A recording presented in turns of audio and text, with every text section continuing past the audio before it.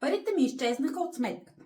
Дълги години работих в банковата система и това е едно от най-честите неща, които съм чувала. Липсват ми пари. Някой ги е взел. Банката е допуснала грешка. Знаете ли каква е моята практика? Нямам нито един случай, в който парите наистина да са изчезнали. Имала съм всякакви ситуации. Такси, на които клиента не е обърнал внимание. Дъщеря, която тайно тегли от картата на баща си. Съквартирант, гадже, съпруг или съпруга, които тайно си пазаруват с чужда карта. Забравени плащания, абонаменти, покупки, за които човек просто не си спомня. Парите се намираха. Всеки път.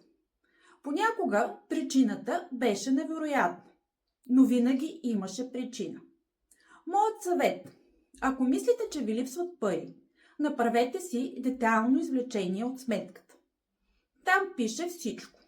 Къде, кога, колко, на какво основание. Точно там ще намерите изчезналите пари.